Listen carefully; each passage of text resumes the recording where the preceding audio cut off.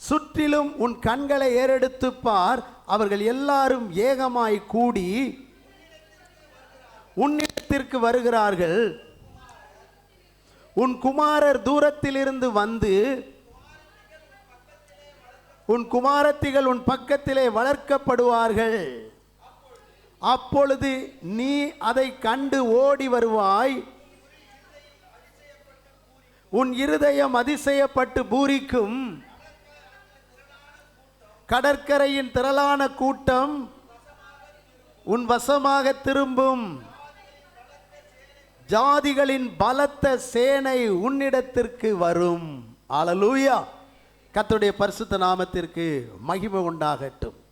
இந்த 2 வசனங்களிலே நாம் முக்கியமாக தியானிக்க போகின்ற ஒரு வார்த்தை என்னவென்று சொன்னால், உன் இருதயம் அதிசயப்பட்டு பூரிக்கும். உன்னுடைய இருதயம் அதிசயப்பட்டு பூரிக்கும். கர்த்தருடைய நாமம் மகிமைப்படுவதாக. நம்முடைய இருதயத்திலே ஒரு அதிசயத்தை கர்த்தர் நடப்பிக்க போகிறார். அந்த அதிசயத்தின் நிமித்தம் நம்முடைய இருதயம் பூரித்து சந்தோஷப்பட்டு மகிழப் போகின்றது. அல்லேலூயா. ஆண்டவர் நமக்கு என்ன செய்தால், என்ன காரியத்தை நடப்பித்தால், அல்லது நாம் எதிர்பார்க்கின்ற ஆசீர்வாதங்கள் எது நமக்கு கிடைத்தால் சந்தோஷமாய் இருப்போமோ, அதிசயமாய் காணப்படுமோ, அப்படிப்பட்ட சந்தோஷத்தை உண்டாக்கக்கூடிய ஒரு அதிசயத்தை தேவன் நமக்கு செய்வதற்கு இன்றைக்கும் உண்மை உள்ளவராய் இருக்கிறார். ஹல்லேலூயா. இந்த நம்முடைய இருதயம் அதிசயப்பட்டு பூரிப்பதற்கு அவர் இங்கே ஒரு சில நிபந்தனைகளை, சில ஆலோசனைகளை நமக்கு கொடுக்கின்றார். அவர் கொடுக்கின்ற ஆலோசனைகளை நாம் கடைபிடிப்போம் என்று சொன்னால், அல்லது அந்த நிபந்தனைக்கு நாம் உட்படுவோம் என்று சொன்னால், நிச்சயமாகவே நம்முடைய இருதயம் அதிசயப்பட்டு பூரிக்கும். ஹல்லேலூயா. ஸ்தோத்திரம். கர்த்தருடைய நாமம் மகிமைப்படுவதாக. இங்கே நாம் பார்த்தோம் 64 சுற்றிலும் உன் கண்களை ஏறெடுத்து பார். சுற்றிலும் உன் கண்களை என்ன செய்? ஏறெடுத்து பார். அப்போ நம்முடைய கண்களை சுற்றிலும் ஏறெடுத்து பார்க்க வேண்டுமாம். நாம் பார்க்கும் பொழுது நாம் அதிசயத்தை நிச்சயமாக காண்போம். அங்கே அவர் சொல்லுகிறார், அவர்கள் எல்லாரும் ஏகமாய் கூடி உன்னிடத்திற்கு வருகிறார்கள். உன் குமாரர் தூரத்தில் இருந்து வந்து உன் குமாரத்திகள் பக்கத்திலே வளர்க்கப்படுவார்கள். அப்பொழுது நீ அதை கண்டு ஓடி வருவாய். உன் இருதயம் அதிசயப்பட்டு பூரிக்கும். ஹல்லேலூயா. பாருங்கள், தூரத்திலிருந்து அநேக குமாரர்களை, குமாரத்திகளை கர்த்தர் வந்து உன்னை நோக்கி கொண்டு வருகிறார். அவர்கள் எல்லாம் உன் பக்கத்திலே வளர்க்கப்படும் போது நீ அதை கண்டு ஓடி வருவாய். உன் இருதயம் என்ன செய்யும்? அதிசயப்பட்டு பூரிக்கும் என்று சொல்லுகிறார். ஒருவேளை நமக்கு இப்படிப்பட்ட ஆசீர்வாதங்கள் இல்லாமல் இருக்கலாம், அல்லது குமாரர்கள் குமாரத்திகள் இருந்தும் அவர்கள் தொலைந்து போயிருக்கலாம், அல்லது அநேக ஆசீர்வாதங்கள் அநேகருக்கு இருந்தும் நமக்கு இல்லாமல் இருக்கலாம், அல்லது சில ஆசீர்வாதங்கள் நமக்கு இருந்தும் இன்றைக்கு காணாமல் போயிருக்கலாம். ஆனால் இந்த ஆசீர்வாதங்கள் எல்லாம் இன்றைக்கு நம்மை நோக்கி வரும்போது, நாம் அந்த ஆசீர்வாதங்களை, நன்மைகளை சந்திக்கும் போது உண்மையாகவே நம்முடைய இருதயம் மகிழ்ச்சி அடைய போகின்றது. அல்லேலூயா. நம்முடைய இருதயம் கலிகூற போகின்றது. எப்படி தகப்பன் தன்னுடைய 2 மகனில் இளைய மகனை அவன் இழந்து போய்விட்டான். அந்த இளைய மகன் அவன் கேட்டதை தகப்பன் கொடுத்தான். ஆனால் அந்த மகன் நன்றாக ஆசீர்வாதமாக ஒருவேளை மாறலாம், இருப்பான் என்று சொல்லி நினைத்து கொடுத்திருக்கலாம்.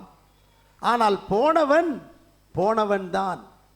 தகப்பன் ஒருவேளை நன்றாயிருப்பான் என்று நினைத்திருந்த அந்த நினைவுக்கு ஏற்றார் போல அவன் இருக்கவில்லை. அந்த மகன் தகப்பனை விட்டு தூரம் போனபடினாலே அந்த ஆஸ்தியின் மேலே தன்னுடைய கவனத்தையும் எண்ணத்தையும் வைத்து அந்த ஆஸ்தியை கொண்டு எதையெல்லாம் வாங்கலாம், எதையெல்லாம் அனுபவிக்கலாம் என்பதிலேயே கவனமாயிருந்து அந்த ஆஸ்தியை எல்லாம் என்ன செய்தான்? இழந்து கொண்டே இருந்தான். அல்லேலூயா. சிலர் தங்களுக்கு ஆஸ்திகள் ஐஸ்வர்யம் வந்தது என்று சொன்னால் ரொம்ப ஞானமாயிருந்து இந்த ஆஸ்திகள் ஐஸ்வர்யம் குறையாதபடிக்கும் இருக்கிற ஆஸ்தியும் ஐஸ்வர்யமும் இன்னும் எப்படி பெருக்கலாம் என்ற ஒரு நல்ல அறிவின் படியும் முன்னேறுவார்கள். ஆனால் இந்த இளைஞனோ அப்படி முன்னேறுவதற்கான சாத்தியக்கூறு இவனிடத்தில் இல்லை. இவன் நான் பெருக வேண்டும், இதிலும் அதிகமாக சவதரிக்க வேண்டும், என் தகப்பனிடத்தில் வாங்கினதை காட்டிலும் 2 மடங்கு நான் சவதரித்து விட்டேன் என்று சொல்ல வேண்டும் என்றெல்லாம் அவனுக்கு எண்ணம் இல்லை. ஏனென்றால் அவன் தகப்பனுடைய அன்பை கற்றுக்கொள்ளவில்லை, அவன் சிறந்த அறிவை பெற்றுக்கொள்ளவில்லை, அவன் ஒரு ஊதாரியாக, அவன் சத்தியத்தை அறியாதவனாக, நாட்டு நடப்பை புரியாதவனாக ஏனோ தானோ என்று என்ன செய்தான்? வாழ்ந்து கொண்டே இருந்தான். சபையிலே வாலிபர்கள் வருகிறார்கள். சபையினுடைய உண்மை என்ன? இந்த சபை ஏன் நாம் கூடி வருகிறோம்? ஆண்டவர் எதற்கு நம்மை கூடி வர சொல்லியிருக்கிறார்? ஆண்டவருக்கு நம்மை பற்றி என்ன நோக்கம் இருக்கிறது? நாம் என்ன செய்ய வேண்டும் என்ற சிந்தனை, அறிவு, ஞானம், புத்தி, விவேகம் இல்லாவிட்டால் சபையில்தான் வந்து கொண்டிருப்பார்கள். அவர்கள் வாழ்க்கையோ ஏனோ தானோ என்று மாறிவிடும். ஆனால் நாம் ஏன் வருகிறோம் என்பதை அறிந்து உணர்ந்து கர்த்தர் எதற்காக நம்மை அழைத்திருக்கிறார், தெரிந்தெடுத்திருக்கிறதை புரிவோம் என்று சொன்னால், புரிந்து விளங்கி செயல்படுவோம் என்று சொன்னால் நாம் கர்த்தருடைய ஆசீர்வாதத்தை என்ன செய்ய மாட்டோம்? இழக்க மாட்டோம். தேவன் தந்த ஆசீர்வாதத்தை பெற்றவர்களாய் இன்னும் ஆசீர்வாதம் உடையவர்களாய் நாம் மாறிக்கொண்டே இருப்போம். எப்பொழுதுமே நாம் அஸ்திபாரத்தை என்ன செய்யக்கூடாது? மறந்து விடக்கூடாது. அநேகருக்குள்ளே ஆசை இருக்கும், நான் படிக்க வேண்டும், நல்ல வேலை செய்ய வேண்டும், நான் நல்ல சம்பாதிக்க வேண்டும், நான் வீடு வாங்க வேண்டும், நான் தொழில் செய்ய வேண்டும், நான் இந்த உலகத்தில் எல்லாரை போல அல்ல, ஒரு தனிப்பட்ட நிலையில் தலை சிறந்தவனாக தனித்தன்மை உடையவனாக மாற வேண்டும் என்றெல்லாம் நினைக்கலாம். நல்லது. ஆனால் அஸ்திபாரத்தை மறந்துவிட்டோம் என்றால் அந்த உயரத்துக்கு நம்மால் என்ன செய்ய முடியாது? போக முடியாது. அடிப்படை என்ன? சபைக்கு வர வேண்டும், பரிசுத்தாவின் அபிஷேகத்தை பெற வேண்டும், பரிசுத்தமாகிக் கொண்டிருக்க வேண்டும், வசனத்தை வாசிக்க வேண்டும், வாசித்த வசனத்தை தியானிக்க வேண்டும், வசனத்தின்படி வாழ வேண்டும், ஆண்டவருக்காக எதையாகிலும் செய்ய வேண்டும், அவர் நாமத்தை மகிமைப்படுத்த வேண்டும்.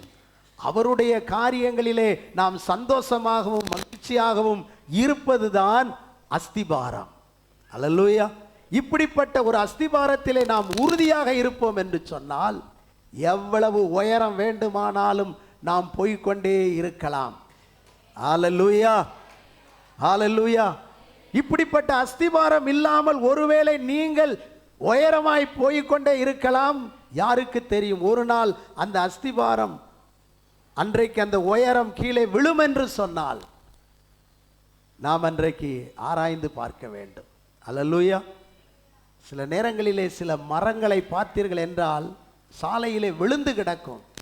இவ்வளவு பெரிய மரம் எப்படி விழுந்தது, எப்படி சாய்ந்தது என்று சொல்லி நம்ம யோசித்து பார்ப்போம்.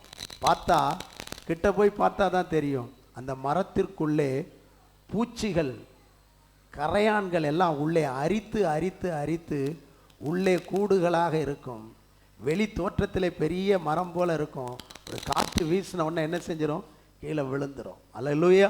அப்போ தேவனுடைய சமூகத்திலே வருகிற நாம் நம்முடைய உள்ளத்துக்குள்ளே பாவங்களும் குறைபாடுகளும் ஆண்டவரை அறியாத தன்மைகளும் பலவீனங்களும் நமக்குள்ளே இருக்கும் என்று சொன்னால், அல்லேலூயா, நாம் எந்த காற்று எப்போ வீசும் நிலைக்க முடியுமா அப்படின்னு சொன்னால் நமக்குள்ளே அந்த பழுது ஏற்பட்டு கொண்டே இருக்கும் என்று சொன்னால் சின்ன காற்று வீசினாலும் பலமாய் நல்ல செழிப்பாய் ஆசீர்வாதமாக தெரியும், திடீர்னு விழுந்துருவோம்.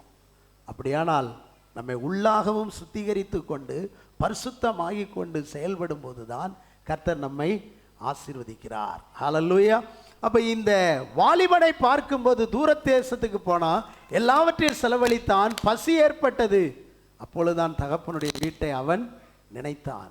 ஆனால் தகப்பன் என் மகனை எப்பொழுது காண்பேன் என்று சொல்லி அவனுடைய இருதயம் ஏங்கிக் கொண்டே இருந்தது. ஹல்லேலூயா. அந்த காணாமல் போன மகன் வந்த பொழுது தகப்பனுடைய இருதயம் எப்படி ஒரு அதிசயப்பட்டு பூரிச்சது பாருங்க. ஹல்லேலூயா. பூரித்த உடனே இன்னது தான் அவனுக்கு செய்யணும்னு சொல்லி இல்லாம என்னெல்லாம் செய்யக்கூடாது என்று மூத்த மகன் நினைச்சானோ அதையெல்லாமே செய்யக்கூடிய அளவுக்கு அவன் இருதயம் பொங்கிற்று, பூரித்து கொண்டிருந்தது தகப்பனுடைய இருதயம். ஹல்லேலூயா. அப்போ ஆண்டவருக்காக நீங்க என்னெல்லாம் செய்யணும் அப்படின்னு நினைக்கிறீங்களோ அதையும் அதற்கு மேலையும் செய்யக்கூடிய அளவுக்கு கர்த்தர் உங்கள் இருதயத்தை இன்றைக்கு பூரிக்க பண்ண போகின்றார். உங்கள் இருதயத்தை கர்த்தர் மகிழச் செய்ய போகிறார். உங்கள் இருதயம் இனி எப்போதும் போல மந்த இருதயமாய் இருக்க போவதில்லை. உங்கள் இருதயம் எப்போதும் சோர்ந்து போயிருக்கிற இருதயமாய் அல்ல, எப்போதும் உங்கள் இருதயம் பலட்சியப்பட்ட இருதயமாக, துக்கப்பட்ட இருதயமாக, வேதனைப்பட்ட இருதயமாக இனி தேவன் வைக்க போவதில்லை. உங்க இருதயத்திற்குள்ளே உங்கள் இருதயம் ஒரு அதிசயத்தை கண்டு பூரிக்க போகிறது. ஒரு அற்புதத்தை கண்டு உங்கள் இருதயம் களிகூற போகிறது. ஒரு மகிமையை கண்டு உங்கள் இருதயம் துள்ள போகிறது. ஒரு நல்ல வாழ்த்துதலை கேட்டு அன்றைக்கு எலிசபெத் வயிற்றில் இருந்த பிள்ளை துள்ளினது போல நல்ல நல்ல சந்தோஷ ஆச்சரிய அதிசய வாழ்த்துதலை கேட்டு உங்கள் இருதயம் உங்கள் ஆத்துமாவும் கூட இந்த நாட்களில் பூரிக்கும், களிகூறும் என்பதில் சந்தேகமே இல்லை. ஹல்லேலூயா. அப்படியானால் நமக்கு ஒரு காரியம் தேவை. சுற்றிலும் நம்முடைய கண்களை என்ன செய்ய வேண்டும்? பார்க்க வேண்டும். சுற்றிலும் பார்த்துக்கிட்டே இருங்க. இந்த மாதம் என்ன நடக்க போகுது அப்படின்னு சொல்லி கண்களை ஏறெடுத்து கொண்டே இருங்க. ஜெபத்தில் கண்களை ஏறெடுங்க, விசுவாசத்தில் பாருங்க. அல்லேலூயா. ஜெபத்தில் கண்களை ஏறெடுங்கள், விசுவாசத்தில் பாருங்கள். அல்லேலூயா. ஜெபத்திலேயும் கண்களை ஏறெடுங்க, விசுவாசத்தையும் உங்கள் கண்களை சுற்றி பாருங்கள். நிச்சயமாகவே கர்த்தர் அற்புதங்களை அதிசயங்களை செய்ய வல்லமை உள்ளவராய் இருக்கிறார். ஒரு 3 குறிப்புகளை வேகமாக உங்கள் முன் வைத்து நான் ஜெபித்து முன்னேறி செல்ல இருக்கிறோம். கர்த்தர் உதவி செய்வாராக. வாசிக்கலாம். முதலாவது ஒரு குறிப்பை ஏசாயா 49 அதிகாரம் 18 19 வசனத்திலே, அது 22 வரைக்கும் நாம் சிந்திக்க போகிறோம். முதல் ஒவ்வொரு வசனங்களாக நாம் சிந்தித்து முன்னேறி செல்லுவோம். கர்த்தர் நமக்கு உதவி செய்வாராக. 49 அதிகாரம் 18 வசனத்தை வாசிப்போம். இங்க ஐயா வாசிக்கிறாங்க, கொஞ்சம் அமைதியா இருங்க. ரெண்டாவது நீங்க வாசிங்க சிஸ்டர். இப்பொழுது வாசிக்கலாம் ஐயா, வாசிங்க. உன் கண்களை ஏறெடுத்து சுற்றிலும் பார், அவர்கள் எல்லாரும் ஏகமாய் கூடி உன்னிடத்தில் வருகிறார்கள். நீ அவர்கள் எல்லாரையும் ஆபரணமாக தரித்து மணமகன் அணிந்து கொள்ளுவது போல் நீ அவைகளை அணிந்து கொள்ளுவாய் என்று என் ஜீவனை கொண்டு சொல்லுகிறேன் என்று கர்த்தர் சொல்லுகிறார். ஹல்லேலூயா. உன் கண்களை சுற்றிலும் ஏறெடுத்து பார், அவர்கள் எல்லாரும் ஏகமாய் கூடி வருகிறார்கள். ஒருவேளை நாம் எதிர்பார்த்து கொண்டிருந்த மக்கள் ரட்சிக்கப்பட்டு வருவதாக இருக்கலாம். ஒருவேளை நாம் எதிர்பார்த்து கொண்டிருந்த ஆசீர்வாதங்கள், நன்மைகள், ஒருவேளை குழந்தை பாக்கியமாக இருக்கலாம், அல்லது ஒருவேளை வேலை வாய்ப்பாக இருக்கலாம், அல்லது ஒருவேளை வரங்களாக இருக்கலாம், கிருபைகளாக இருக்கலாம். இவைகளெல்லாம் நம்மை தேடி நாடி வரப்போகிறது. அல்லேலூயா, ஸ்தோத்திரம். இப்படி வருவதற்கு முன்னாக இதெல்லாம் வரும் என்று கர்த்தர் நமக்கு சொல்லுகின்றார். ஆனால் இப்பொழுது ஒருவேளை உங்களுடைய வாழ்க்கை எப்படி இருக்கலாம் என்று சொன்னால், அந்த 19ஆம் வசனத்தை வாசியுங்கள்.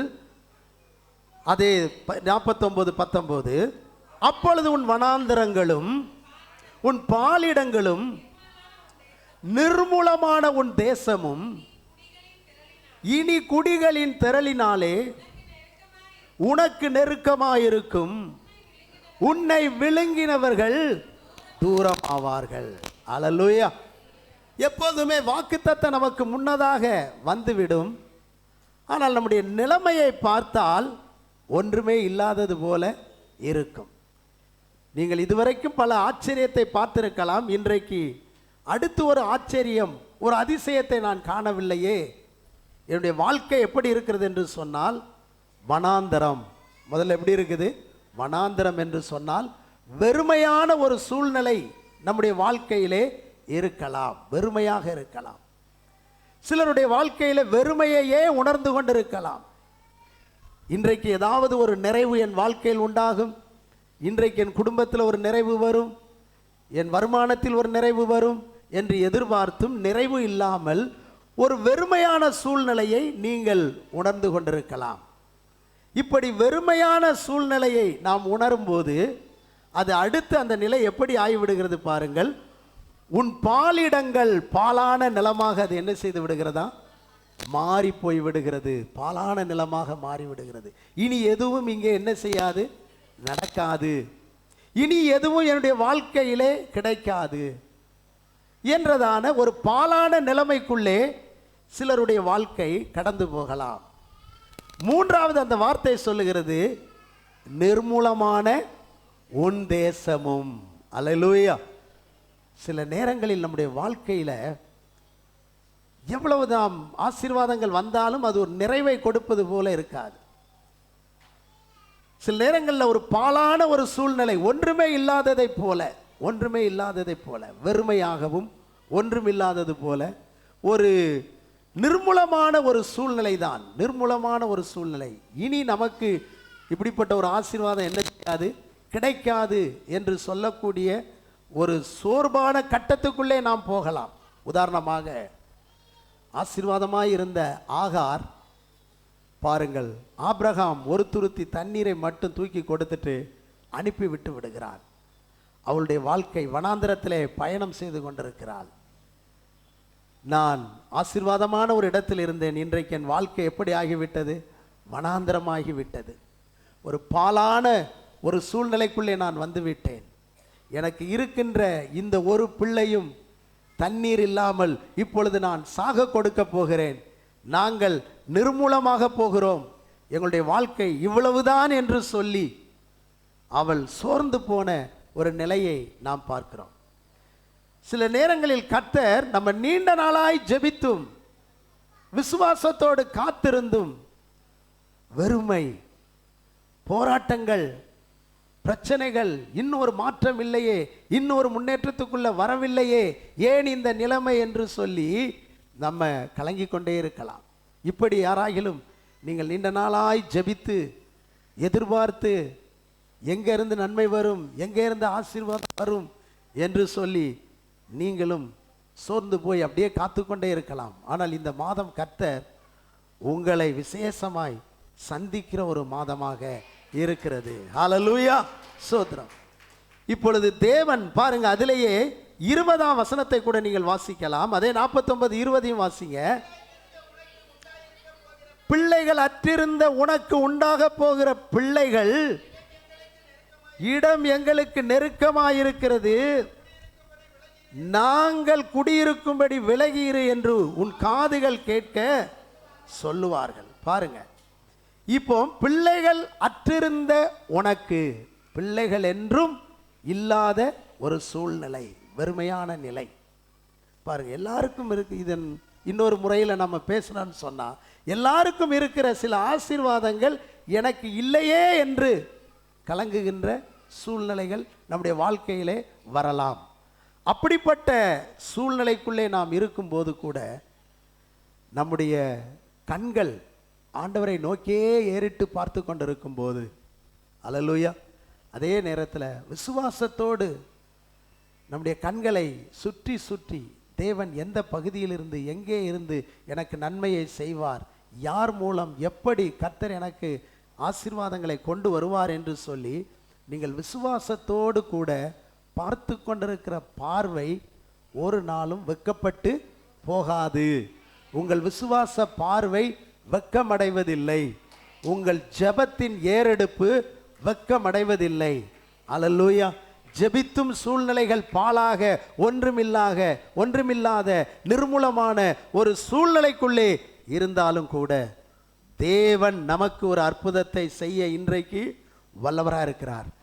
இப்பொழுது நாம் வாசித்த ஆசீர்வாதங்களை பார்த்தோம் என்று சொன்னால் சோத்திரம், கண்களை ஏறெடுத்து பார், உனக்கு வரக்கூடிய ஆசீர்வாதங்கள் சுற்றிலும் ஏகமாய் கூடி. அல்லேலூயா. ஒரு ஆசீர்வாதத்தை நீங்கள் எதிர்பார்த்திருக்கலாம், ஆனால் ஏகமாய் ஒன்றன் பின் ஒன்றாக அல்லது கூட்டாக அல்லது குழுவாக நிறைவாக நன்மைகள் நம்மை சந்திப்பதற்கு அது தேடி வந்து கொண்டே இருக்குமா. அல்லேலூயா. ஸ்தோத்திரம். பிள்ளைகள் அற்றிருந்த நமக்கு பாருங்கள், என் தாயே நீ விலகீரு என்று சொல்லக்கூடிய அளவுக்கு திரளான பிள்ளைகள் என்ன செய்வார்களாம், நமக்கு உண்டாயிருப்பார்களாம். 19 வாசிக்கின்றோம், இனி குடிகளின் திரளினாலே உனக்கு நெருக்கமாயிருக்கும், உன்னை விழுங்கினவர்கள் எல்லாரும் என்ன செய்வார்கள், தூரமாய் ஆவார்கள். இப்போ உன் இருதயத்தில் ஒரு அதிசயம் நடக்க போகுது பாருங்க. என்ன அதிசயம் நடக்க போகுது அப்படின்னா, தேவன் கண்களை ஏறெடுத்து பார்த்த உங்களுக்கு, விசுவாசத்தோடு பார்த்து கொண்டே இருக்கிற உங்களுக்கு, ஒன்றுமே நடக்காதது போல, ஒன்றுமே கிடைக்காதது போல, பாலான ஒரு சூழ்நிலைக்குள்ள போகிறது போல, நிர்மூலமான ஒரு நிலைமைக்குள்ள தான் நான் இருக்கிறேன் என்ற ஒரு நிலையில் இருக்கிற நீங்க என்ன சொல்லுவீங்க தெரியுமா? வாசிங்க, இப்ப 21 வாசிங்க. அப்பொழுது நீ, எப்பொழுது என்று சொன்னால், நீ எதிர்பார்த்து கொண்டிருந்த நன்மைகள், நீ பாழாயிருந்த சூழ்நிலையிலும் எதிர்பார்த்த நன்மைகள் உனக்கு வரும்போது, நீ காத்திருந்த ஆசீர்வாதங்கள் உனக்கு வந்துவிடும் போது, நீ பெற வேண்டிய நன்மைகள் எல்லாம் உன்னை வந்து அடையும் போது, நிச்சயமா எல்லாம் உன்னை வந்து அடையும் போது நீ இப்ப சொல்லுவ, என்ன சொல்லுவ அப்படின்னு சொன்னா, இவர்களை எனக்கு பிறப்பித்தவர் யார்? நான் பிள்ளைகளை அற்று தனித்தும் சிறைப்பட்டும் நிலையற்றும் இருந்தேனே, இவர்களை எனக்கு வளர்த்தவர் யார்?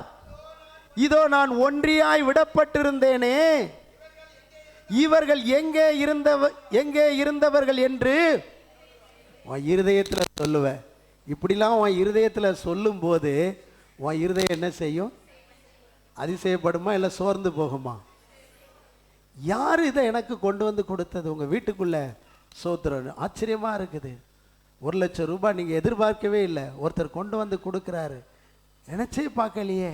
யார் எப்படி வந்துச்சு இது? நீங்க நினைச்சு பார்க்கல. ஒரு வீட்டை கட்டி விட்டீர்கள், நீங்க நினைச்சு பார்க்கல.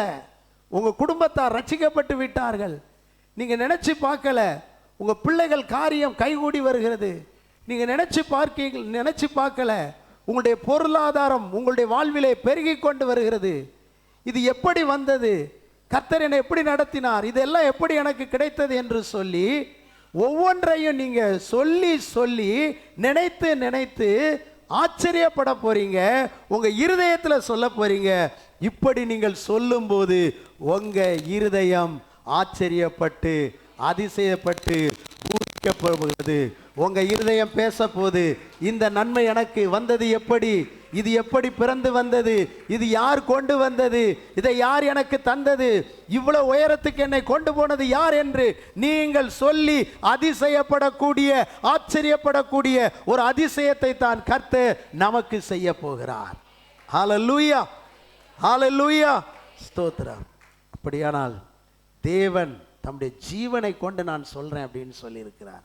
இந்த வாக்குத்தத்தங்கள் எல்லாமே அவர் ஆணையிட்டு கொடுத்த வாக்குத்தத்தங்கள்.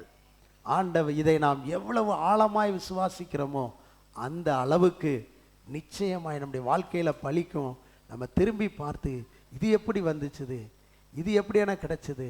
நான் தனித்தல்லவா இருந்தேன், நான் ஒன்றியா இருந்தேனே, வெறுமையா இருந்தேனே, நான் நிர்மூலமாகக்கூடிய நிலைமையில இருந்தேனே, நான் பாழாகக்கூடிய நிலைமையில இருந்தேன், இது எப்படி வந்தது என்று சொல்லி ஆச்சரியப்படக்கூடிய அளவுக்கு கர்த்தர் அற்புதங்களை நமக்கு செய்ய வல்லவராயிருக்கிறார். அல்லேலூயா. இரண்டாவது ஒரு குறிப்பை நீங்கள் வாசிப்போம். மார்க் எழுதின சுவிசேஷம் 9ஆம் அதிகாரம் 8வது வசனத்தை ஒருவர் வாசிப்போம். உடனே அவர்கள் சுற்றிலும் பார்த்தபோது இயேசு ஒருவரை தவிர வேறு ஒருவரையும் காணவில்லை. கவனிங்க, இவர்கள் சுற்றிலும் பார்த்தார்கள். சுற்றி சுற்றி பார்க்கிறாங்க. இவர்கள் இதுவரைக்கும் எத்தனையோ அதிசயத்தை பார்த்தார்கள். இந்த 3 சீசர்களை இயேசு மறுரூப மலைக்கு அழைத்து கொண்டு போகிறார். அதன் ஆரம்பத்திலிருந்து நீங்க வாசித்து பார்க்கும்போது நன்றாக தெரியும். பேதுரு, யாக்கோபு, யோவானை மறுரூப மலைக்கு ஜெபம் பண்ணுவதற்காக அழைத்து கொண்டு போகிறார். அவர் ஜெபம் பண்ணின உடனே அவருடைய முக ரூபம் என்ன செய்துட்டு மாறிற்று. பிரகாசிக்கு சூரியனை போல அவருடைய முகம் வந்து பிரகாசிக்குது. இந்த 3 சீசர்களுக்கும் ஆச்சரியமா இருக்குது. என்ன பிரகாசம்! இயேசுவை நாம் மலையில் கீழே இருந்து பார்க்கும்போது இவ்வளவு பிரகாசம் இல்லையே, இப்பொழுது அவர் ஜெபித்த உடனே இவ்வளவு பிரகாசம் வந்து விட்டதே என்று அவர்களுக்கு ஆச்சரியமா இருக்குது. ஆமென், ஸ்தோத்திரம். இரண்டாவது அவருடைய வஸ்திரத்தை எல்லாம் பார்க்கிறார்கள். அது பூமியிலே எந்த வண்ணானாலும் வெளுக்க முடியாத அளவுக்கு அது வெண்மையாக இருக்கிறது. இரண்டாவது அது ஒரு ஆச்சரியம். மூன்றாவது பார்த்தீர்கள் என்று சொன்னால் அந்த மகிமை இப்பொழுது மூடிவிட்டது. இயேசு கிறிஸ்து ஒரு மகிமைக்குள்ளே இருக்கிறார். சீசர்களும் அவர்களோடு கூட தான் இருக்கிறார்கள். இப்பொழுது சீசர்கள் சற்று கீழேயும் இயேசு சற்று உயர்ந்த இடத்திலே இருக்கும்போது மோசேயும் எலியாவும் இயேசுவோடு கூட என்ன செய்து கொண்டிருக்கிறார்கள்? பேசிக்கொண்டிருக்கிறார்கள். இந்த 3 சீசர்களும் உடனடியாக அடையாளம் கண்டுவிட்டார்கள். மோசே இயேசுவோடு பேசுகிறார், ஆச்சரியப்படுறாங்க. எலியா இயேசுவோடு பேசுகிறார், ஆச்சரியப்படுகிறார்கள். ஆச்சரியமாயிருக்கிறது.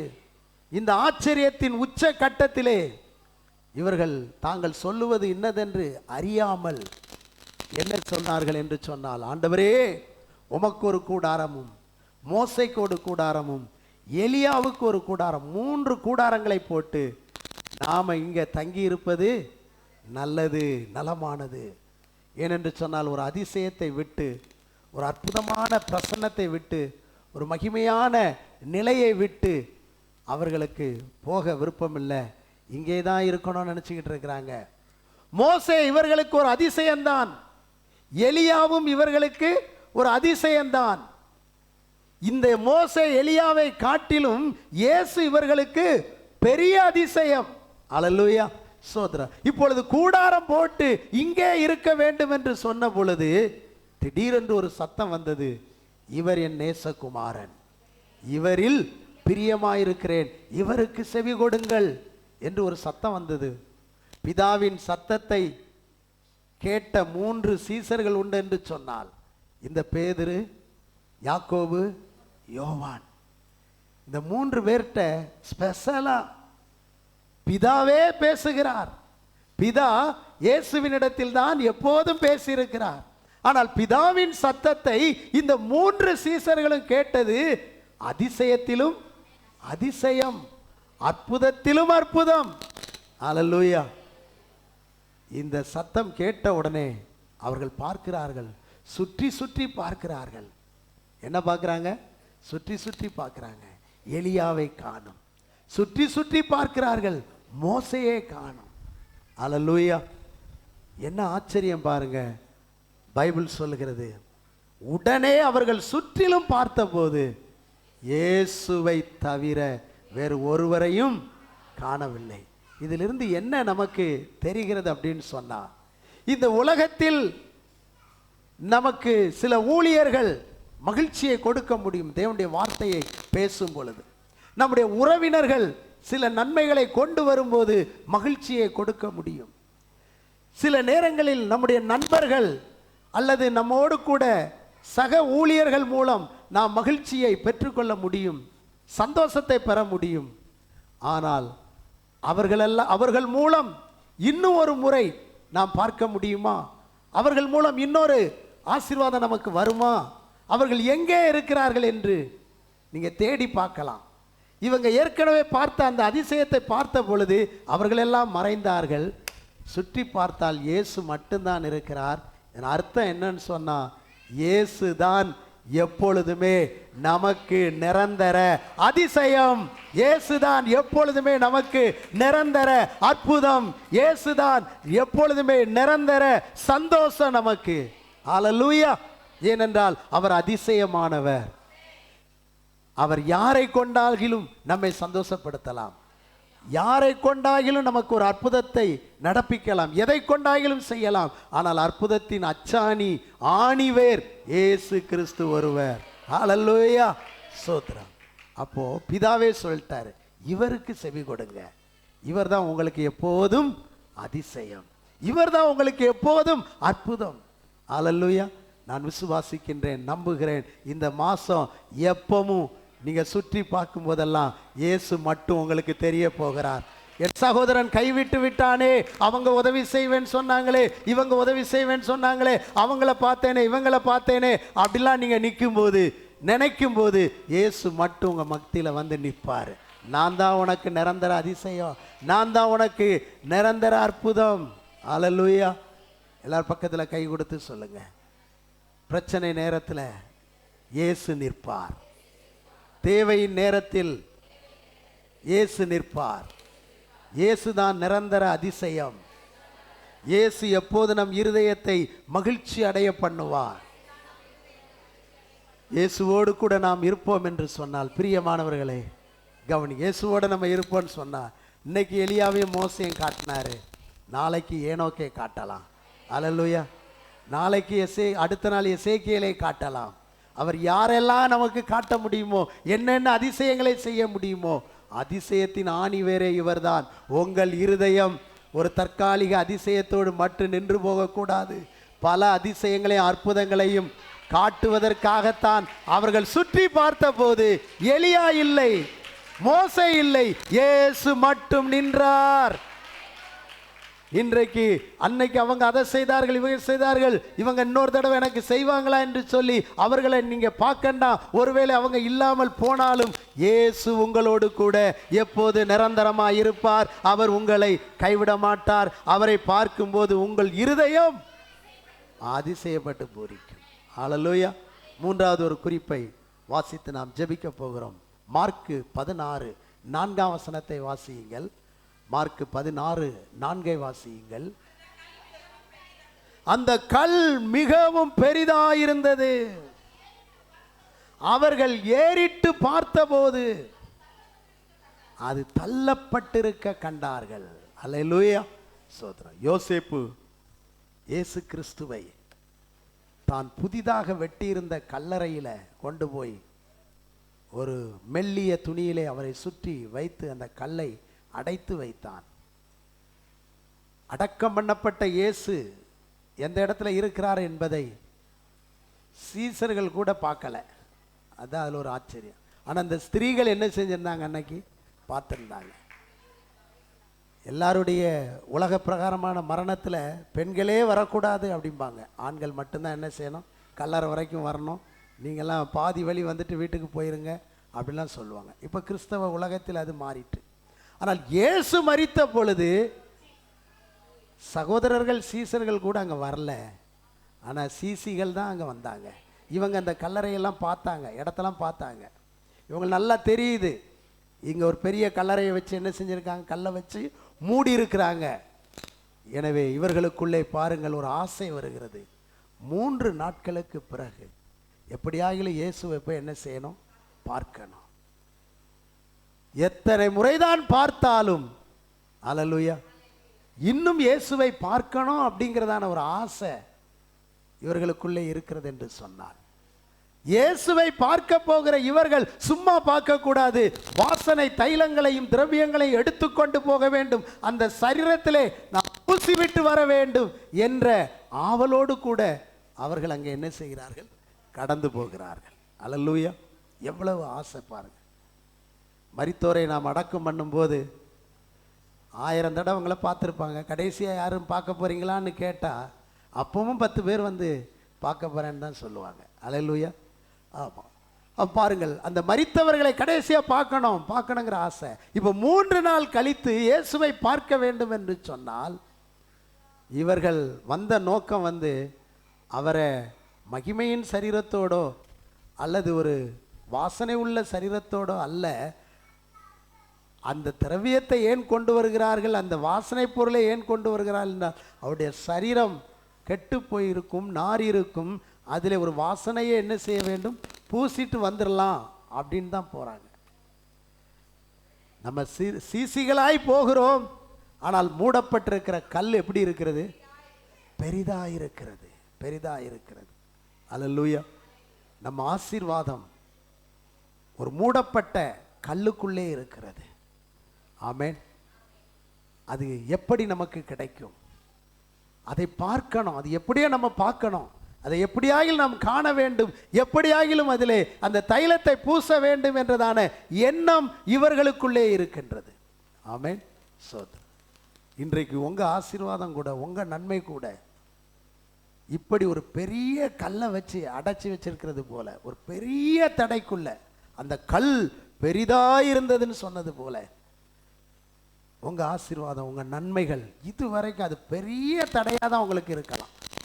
இருக்குது, பெரிய தடையாகத்தான் இருக்கிறது. இதை பெற்றுக்கொள்றது எவ்வளோ பெரிய தடையாக இருக்குது. இதை அடைந்து கொள்வது எவ்வளோ பெரிய தடையாக இருக்கிறது. இது எனக்கு கிடைப்பது எவ்வளோ பெரிய தடையாக இருக்குது. இது என் குடும்பத்திற்கு இந்த நன்மை வருவது எவ்வளோ பெரிய தடையாக இருக்கு. எரிகோ கோட்டை போலெல்லாம் இருக்குது. அல்லேலூயா. இது ஒரு பெரிய கண்மலையை தூக்கி வைத்திருக்கிறது போல அல்லவா இருக்குது. இது எனக்கு நடக்குமா நடக்காதா, கண்ணை ஏறெடுத்து பார்க்குறாங்க. நீங்களும் ஏறிட்டு பார்த்து கொண்டிருக்கலாம். யார் நமக்காய் புரட்டி தள்ளுவான், இந்த தடையை மாற்றி கொடுப்பதற்கு யார் உதவி செய்ய நமக்கு யார் இருக்கா, ஒத்தாசை பண்ண நமக்கு யார் இருக்கா அப்படின்னு சொல்லி அவங்க இருதயத்தில் ஒரு கேள்வி இருக்கு. உங்க இருதயத்தில் அப்படி ஒரு கேள்வி இருக்கலாம். இந்த தடை இந்த மாதம் உடைஞ்சிருமா, இந்த தடை இந்த நாள் நகர்ந்துருமா, இந்த பிரச்சனை மாறிடுமா, அப்படிலாம் நீங்க நினைத்து கொண்டிருக்கலாம். இவர்கள் ஆசை, வாஞ்சை, தாகத்தை கர்த்தர் தன்னுடைய இருதயத்திலே பார்த்தார். அல்லேலூயா. அவர்கள் ஏறிட்டு பார்க்கிறார்கள். அவர்கள் என்ன செஞ்சாங்களாம், ஏறிட்டு பார்த்தார்கள். அதிசயத்துக்கு அஸ்திபாரமே ஏறிட்டு பார்க்கிறது தான். அல்லேலூயா. அதுதான் நிபந்தனை, அதுதான் ஆலோசனை. ஜெபத்தில் முதல்ல பாருங்க, ரெண்டாவது விசுவாசத்தில் பாருங்க, நிச்சயமா நன்மை நடக்கும். இவர்கள் இப்பொழுது ஏறிட்டு பார்க்கிற போது அது தள்ளப்பட்டிருக்க கண்டார்கள். எப்படி இருக்கும். அல்லேலூயா. எப்பா, காலமெல்லாம் ஒரு கல் உங்களை வேதனைப்படுத்துது. நேற்று ஒரு ஜெபத்துக்கு போயிருந்தேன். நம்முடைய சபையிலே நீண்ட நாள் நான் வந்த புதுசில் ஆராதித்த ஒரு வாலிப தம்பி மார்க்கு. அவர் ஒரு 2 மாடி கட்டடத்தை கட்டியிருக்கிறார். சிறுமையிலிருந்து உயர்த்தப்பட்டு ஆசீர்வதிக்கப்பட்டு அவர் மனைவி பிள்ளைகள்லாம் ஆசீர்வாதமாக இருந்தாங்க. அந்த வீட்டை போய் பிரதிஷ்டை பண்ணிட்டு வந்தேன். உண்மையாக இருப்பார் அந்த தம்பி இந்த சபையில். இன்னைக்கு கர்த்தர் அவரை அந்த ஏர்போர்ட்டுக்கு பின்னாடி ஒரு பெரிய இடத்த வாங்கி கட்டி ஆசீர்வாதமாக இருக்கிறார். அப்போ அவர் வீட்டுக்கு போயிருந்தேன். அவங்க ரிலேஷன் ஒருத்தர் வரல. என்ன அந்த அம்மா வரல அப்படின்னு சொல்லி அவங்க பட்ட பாடு ரொம்ப கஷ்டமாக இருந்தது பாஸ்டர். கல்லில் அவதிப்பட்டுக்கிட்டு இருந்தாங்க. நேற்று தான் அவருடைய கல்லை எடுத்தாங்க. இன்னைக்கு தான் அவங்க சுகமாக வீட்டில் உட்காந்துருக்குறாங்க. அதனால தான் இன்னைக்கு வர முடியலை அப்படின்னு சொன்னார். பாருங்கள், அந்த சகோதரி அழுத்தி கொண்டிருந்த அந்த கிட்னியில் இருந்த கல் எடுக்கப்பட்டதுனால இன்னைக்கு தான் அவங்க சுகமாக இருக்கிறாங்க. இனி இன்னொரு நாள் வருவாங்க அப்படின்னாங்க. உங்கள் வாழ்க்கையை வேதனைப்படுத்துகிற கல், உங்கள் வாழ்க்கைக்கு சவாலாக இருக்கிற கல், உங்களை முன்ன போக விடாதபடி தடுக்கிற கல், உங்கள் காரியத்தை கைகூடி வராதபடிக்கு தடுக்கிற தடைகள். அல்லேலூயா. இந்த கல்லை தான் நான் பார்த்துக்கிட்டே இருக்கணுமோ அப்படின்னு நினைக்கிற உங்களுக்கு முன்னால் இருக்கிற கல் இயேசுவின் நாமத்தில், இயேசுவின் வல்லமையால், இயேசுவின் உயிர்த்தெழுந்த பலத்தினால், பிதாவின் சக்தியினால் அந்த கல் புரட்டப்படும். அந்த தடை விலகும். அந்த போராட்டம் அகலும். நீங்கள் இனியும் பார்ப்பது பெரிய கல்லை அல்ல, அந்த கல் புரட்டப்பட்டிருப்பதை, அந்த தடைகள் விலகி இருப்பதைத்தான் நீங்கள் காண்பீர்கள். இது கர்த்தருடைய தீர்க்க தரிசனம். இனி உன் கண் இனி தடையை அல்ல, இனி உன் கண் நன்மையை பார்க்கும், இனி உன் கண் அதிசயங்களை காணும், இனி உன் கண் அற்புதங்களை அடையும். ஹல்லேலூயா. அவர்கள் கல்லறைக்குள்ளே பார்த்தால், ஹல்லேலூயா, ஸ்தோத்திரம். இந்த சின்ன பையன் கூட அல்லேலூயா சொல்றான், ஆர்வமா துதிக்கிறான், மகிழ்ச்சியா இருக்கு. ஆமென், ஸ்தோத்திரம். உணர்கிறான். அந்த சிறு பிள்ளைகள் பாலகர்கள் கூட இந்த வார்த்தையை அப்படியே என்ஜாய் பண்றாங்க. அப்போ பெரியவங்கெல்லாம் நீங்கள் ரொம்ப ஆர்வமாக இருக்கணும். அல்லேலூயா, ஸ்தோத்திரம். அப்போ பிரியமானவர்களே, கர்த்தருடைய வல்லமை எவ்வளவாய் அந்த கல்லை தள்ளிவிட்டது பாருங்க. இவர்கள் போனது எதுக்காக? இயேசுவின் சரீரத்தில் தைலம் பூச. ஆனால் உள்ளே பார்த்தால் ஒரு வாலிபன் இருக்கிறான், வலது பக்கத்தில் இருக்கிறான் என்று வேதம் சொல்லுகிறது. அல்லேலூயா, வலது பக்கம். அப்போ இயேசு கிறிஸ்து அங்கே மகிமையாக இருக்கிறார். அது அவர்களுடைய கண்களுக்கு தெரியவில்லை. அந்த மகிமையான கிறிஸ்துவின் வலது பக்கத்தில் ஒரு வாலிபன் இருக்கிறான். நீங்கள் யாரை தேடுகிறீர்கள்? மரித்த கிறிஸ்துவையா? அவர் இங்கே இல்லை, அவர் உயிரோடு எழுந்தார். ஹல்லேலூயா, அவர் எழுந்து விட்டார். உங்கள் ஆசீர்வாதம் செத்து கிடக்காது. இனி உங்க ஆசீர்வாதத்தை செத்த நிலைமையில் அல்ல, மரித்த நிலைமையில் அல்ல. நீங்க நினைச்சது ஏதோ பார்த்துக்கலாம் நினைச்சீங்க. உங்க ஆசீர்வாதத்தை உயிர்த்தெழுந்ததாக, உங்க ஆசீர்வாதம் துள்ளி குதிக்கிறதாக, உங்க ஆசீர்வாதம் இனி கம்பீரமாய் எழும்புவதாகத்தான் இனி நீங்கள் பார்க்க போகிறீர்கள். அப்பொழுது நீங்கள் பார்க்கும்போது உங்க இருதயம் பிரமிக்கும், திகிலடையும். ஒரு அச்சம் கலந்த ஆசீர்வாதம், ஒரு அச்சம் கலந்த திகில் கலந்த ஒரு சோதர பூரிப்பு, மகிழ்ச்சி உங்களுக்குள்ளே ஏற்படும். ஹல்லேலூயா. அப்ப இவர்களுக்குள்ளே பயந்தாங்க, ஒரு திகில் இருந்துச்சு. ஆனா ஆச்சரியம், ஹல்லேலூயா, அவருடைய எண்ணங்களும் சிந்தைகளும் வேற மாதிரி மாறிட்டுது. ஹல்லேலூயா. கர்த்தர் மாசத்துல நம்ப முடியாத அதிசயத்தை செய்ய போறார். நீங்க ஏதோ ஒன்று நடக்கணும்னு நினைச்சுக்கிட்டு இருந்தீங்க, இல்லை இல்லை, அதுக்கெல்லாம் மேலே. அல்லேலூயா. நீங்க ஏதோ ஒன்று கணக்கு போட்டு வச்சிருக்கீங்க, அந்த கணக்கு அல்ல, அந்த கணக்குக்கெல்லாம் மேலான ஒன்றை. அல்லேலூயா. நீங்க ஏதோ ஒன்று யூகம் பண்ணி வச்சிருக்கிறீங்க, அந்த யூகத்துக்கும் மேலான ஒன்றை கர்த்தர் செய்ய போகிறார். அதுதான் எரேமியா 33:3, என்னை நோக்கி கூப்பிடு, நான் உனக்கு மறு உத்தரவு கொடுத்து நீ அறியாததும் உனக்கு எட்டாததுமான பெரிய காரியங்களை நான் உனக்கு அறிவிப்பேன். ஹல்லேலூயா. பிரியமான உங்க இருதயம் அதிசயப்பட்டு பூரிக்கும். மகதலேனா மரியாள், மற்ற மரியாளுடைய இருதயம் எப்படி அதிசயப்பட்டு பூரிச்சு. தடையத்தான் பார்க்க போறோம். அப்படியே அந்த தடை விலகினா கூட ஒரு செத்த சரீரத்தில் தான் பூச போகிறோம். இதுதான் அவங்க தரிசனமாக இருந்துச்சு. ஆனால் அவங்க நினச்சது எல்லாமே, அல்லேலூயா, அவங்க நினச்சது செத்த சரீரம், நடந்ததோ உயிர்த்தெழுந்த சரீரம். நினச்சது பெரிய கல், நடந்ததோ கல்லே இல்லை. அல்லேலூயா. எதெல்லாம் உங்களுக்கு பாதகமாக இருக்குதோ அதையெல்லாம் சாதகமாக்க போறார். எதெல்லாம் உங்களுக்கு பிரதிகூலமா இருக்குதோ அதையெல்லாம் கர்த்தர் உங்களுக்கு அனுகூலமா இருக்குது. எதெல்லாம் வாய்க்கலன்னு சொல்றீங்களோ அது வாய்க்க போகிறது. எதெல்லாம் நடக்கலங்கிறீங்களோ அதெல்லாம் நடக்க போகிறது. இது தேவனுடைய வார்த்தை. கர்த்தர் நிச்சயமாய் உங்கள் கண் காண, அதிசயத்தை காண, உங்கள் இருதயம் பூரிக்க கர்த்தர் அற்புதங்களை செய்ய இன்றைக்கும் வல்லவராக இருக்கிறார். அல்லேலூயா. அதிசயங்களை செய்வார். சபையில் கூட ஒரு பிரதரை சொன்னேன், வாடகை வீடு 3 வீடு மாறிட்டேன் பாஸ்டர் அப்படின்னாரு. இனி கர்த்தர் உங்களுக்கு ஒரு சொந்த வீடு தரப்போகிறார் அப்படின்னு சொன்னேன். அவருக்கு ஆச்சரியமா, பாஸ்டர் சென்னையில் அது குதிரை கொம்பு, குதிரைக்கு கொம்பு இருக்குமா? இருக்காது.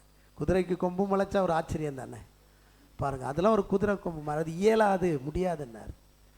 சொல்லிட்டு வந்த 3ஆம் மாதத்திலே சொந்த வீட்டையும் வாங்கிட்டார். அல்லேலூயா. தேவனால் கூடாத காரியம் ஒன்றுமே இல்லை. அல்லேலூயா. தேவன் பெரிய அதிசயங்களை செய்ய வல்லவராக இருக்கிறார். ஒரு பிரதர் ஒரு ஆட்டோ கொண்டு வந்து ஜெபிச்சார். நான் அவருக்கு ஜெபிச்சு விட்டேன். அப்போ கர்த்தர் உங்களை உயர்த்த போகிறார் பிரதர், நீங்கள் ஒரு பெரிய இடமே வாங்கி 30 ஆட்டோ 40 ஆட்டோ வைக்க போகிறீங்க அப்படின்னு சொல்லிட்டு அவருக்கு நம்ப முடியலை. 3 மாதம் கழிச்சது இன்னொரு ஆட்டோ வாங்கிட்டேன்னு வந்து ஜெபம் பண்ணார். சோத்திரம். பிறகு ஒரு 3 மாதம் கழிச்சது ஃபஸ்ட்டு இப்போ பேசஞ்சர் ஆட்டோ வாங்கிட்டேன்ட்டு வந்தார். ஒரு வருஷத்துக்குள்ள அவரை கர்த்தர் உயர்த்திக்கிட்டே இருக்கிறார். இன்னும் எத்தனை வருஷமா? அவர் 30க்கு மேலே கூட வாங்கிடுவார். அல்லேலூயா. தேவன் வார்த்தையை விசுவாசித்து அவருக்கு சொன்ன சத்தியத்தை வாக்குத்தத்தத்தை பிடிச்சு அவருக்கு நான் சொன்ன உபதேசத்தில் அப்படியே நடந்துக்கிட்டே இருக்கார். அப்படியே வந்துக்கிட்டே இருக்கிறார். கர்த்தர் அவர் ஆசீர்வதிச்சுக்கிட்டே இருக்கார். அவர் வந்து என்கிட்ட சொல்கிறாரு, நீங்கள் ஜெபிச்சு விட நான் பார்க்குறேன், அதிசயத்தை தான் பார்த்துக்கிட்டு இருக்கேன், அற்புதத்தை தான் பார்த்து கொண்டிருக்கிறேன். ஹல்லேலூயா. வசனத்துக்கும் தேவ சத்தியத்துக்கும் உங்களை ஒப்பு கொடுப்பீர்கள் என்றால் இது நடக்காது, இது ஆகாது அப்படிங்கிறது எதுவுமே இல்லை. நிச்சயமாய் கர்த்தர் காரியத்தை வாய்க்க பண்ணார். ஒருவேளை உங்கள் சரீரத்தில் பலவீனம் இருக்கலாம். இன்னைக்கு பலவீனத்தை பார்க்குற நீங்கள் பலத்தை பார்த்துட்டு போகிறீங்க, பலத்தை அடைஞ்சிட்டு போக போறீங்க. ஹல்லேலூயா. தரித்திரத்தையே பார்த்து கொண்டிருக்கிற நீங்கள் செல்வத்தின் சரித்திரம் படைக்க போறீங்க. ஹல்லேலூயா. ஒரு மேலான அனுபவத்துக்குள்ளே கர்த்தர் இன்றைக்கும் கொண்டு போக வல்லவராயிருக்கிறார். சுற்றிலும் உன் கண்களை ஏறெடுத்து பார்.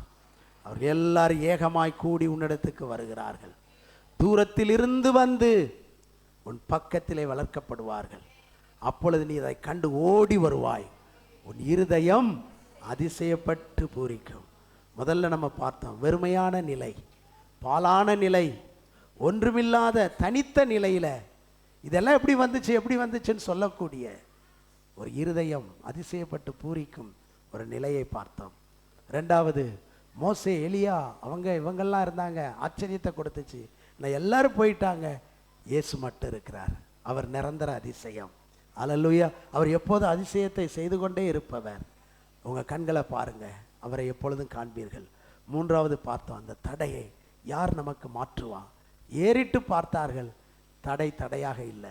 உங்கள் பார்வையை அவிசுவாசத்தோடு அல்ல, விசுவாசத்தோடு பாருங்கள், நம்பிக்கையோடு பாருங்கள். பார்வைக்கே ஒரு அற்புதம் இருக்குது, பார்வையிலே ஒரு அதிசயம் இருக்கும். ஆச்சரியமாக இருக்குது. பார்வையில் மாற்றம் வருமா?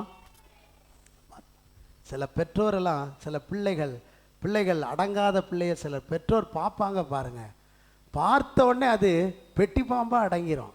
அந்த பார்வை கம்புலாம் தூக்கண்டாம், வாயில் வார்த்தைலாம் வரண்டாம், அந்த மொழியை பார்த்த உடனே கிடுன்னு நடுங்குவாங்க. பேதுரு வந்து மறுதளிச்சிட்டான். இயேசு அப்படியே பார்த்தாரு பாருங்க, மனம் கசந்துட்டான். ஒன்றுமே சொல்லலை இயேசு. என்னப்பா மறுதளிச்சுட்டு அப்படிலாம் சொல்லலை. அவன் மறுதளிச்சுட்டு நிற்கிறான். இயேசு இப்படி பார்த்தாரு, கண்ணு மாலையாக தண்ணி கொட்டுது, அழுகிறான், கதறுகிறான். பார்வையில் சக்தி இருக்குது. அல்லேலூயா. பார்வையில் வல்லமை இருக்குது. நீங்களும் விசுவாசத்தோடு பாருங்க. எனக்கு ஒத்தாசை வரும் பர்வதத்துக்கு நேராக என் கண்களை ஏறெடுப்பேன். வேலைக்காரருடைய கண்கள் எஜமானுடைய கையை நோக்கி இருக்குமா போலவும், வேலைக்காரியுடைய கண்கள் எஜமாட்டியின் கையை நோக்கி இருக்குமா போலவும், எங்கள் தேவனாகிய கர்த்தர் எங்களுக்கு இரக்கம் செய்யும் வரைக்கும் எங்கள் கண்கள் அவரையே நோக்கி கொண்டிருக்கும். இன்றைக்கு நம்முடைய கண்கள் அவரை நோக்கட்டும் ஜெபத்தில். அதன் பிறகு சுற்றி விசுவாசத்தோடு பாருங்கள். நான் இந்த பகுதியில் இந்த ஆசீர்வாதத்தை, இந்த நன்மையை பெற்றுக்கொள்வேன் என்று நீங்கள் சொல்லுங்கள். நிச்சயமாகவே உங்கள் இருதயம் அதிசயப்பட்டு பூரிக்கும். கர்த்தர் இந்த வார்த்தைகளை கொண்டு நம்மை ஆசீர்வதிப்பாராக. ஜெபிப்போம்.